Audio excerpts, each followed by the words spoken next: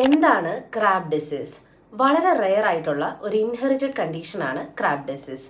ഇത് 1 വയസ്സിൽ താഴെയുള്ള കുട്ടികളിലാണ് ഡെവലപ്പ് ചെയ്യുന്നത്. അതുപോലെ തന്നെ ഇതിനെ ഒരു ഡീജനറേറ്റീവ് കണ്ടീഷനായിട്ടാണ് പറയപ്പെടുന്നത്. കാരണം ഈ കണ്ടീഷൻ വളരെ ഗ്രാജ്വലി വേഴ്സൺ ആവുകയും ഡെത്തിലോട്ട് ലീഡ് ചെയ്യുകയുമാണ് ചെയ്യുന്നത്. ഇത് നമ്മളുടെ നെർവ് സെൽസിനെ കവർ ചെയ്യുന്ന മൈലിൻ ഷീറ്റിനുണ്ടാകുന്ന ഒരു രോഗമാണ്. ഇത് കാരണം ന്യൂറോളജിക്കൽ ഇഷ്യൂസിലോട്ട് കോംപ്ലിക്കേഷൻ ആയിട്ട് അത് ലീഡ് ചെയ്യാം.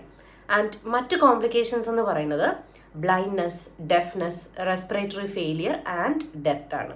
ഇതുണ്ടാവുന്ന കുട്ടികളിൽ സാധാരണയായിട്ട് കാണപ്പെടുന്ന സിംറ്റംസ് എന്ന് പറയുന്നത് ഡിഫിക്കൽട്ടി സ്വാലോയിങ്, പെയിൻ, അതുപോലെ തന്നെ ഇറിറ്റബിലിറ്റി, പാർഷ്യൽ അൺകോൺഷ്യസ്നെസ് ഇവയൊക്കെയാണ്. ഇതിന് പാലിയേറ്റീവ് കെയർ അല്ലെങ്കിൽ റീഹാബിലിറ്റേഷൻ കെയർ മാത്രമാണ് ട്രീറ്റ്മെന്റ് ആയിട്ടുള്ളത്. വളരെ ചുരുക്കം ആളുകളിലാണ് നമ്മൾ സ്റ്റെം സെൽ ഇഞ്ചക്ഷൻസ് അതുപോലെ തന്നെ ബോൺ മാരോ ട്രാൻസ്പ്ലാന്റേഷൻ ഒക്കെ ചെയ്യുന്നത്. ഇത് ഡയഗ്നോസ് ചെയ്യുന്നത് ഐ എക്സാമിനേഷൻസ് വഴിയും അതുപോലെ തന്നെ nerve conduction test and amniocentesis വഴിയും MRI സ്കാൻ വഴിയൊക്കെയാണ്. സോ മൈലിൻ ഷീത്തിനെ അഫക്റ്റ് ചെയ്യുന്ന, നെർവ് സെൽസിനെ പ്രൊട്ടക്ട് ചെയ്യുന്ന മൈലിൻ ഷീത്തിനെ അഫക്റ്റ് ചെയ്യുന്ന ഒരു റെയർ ആയിട്ടുള്ള ഇൻഹെറിറ്റഡ് കണ്ടീഷനാണ് ക്രാബ് ഡിസീസ് എന്ന് പഠിച്ചു വെക്കുക. താങ്ക്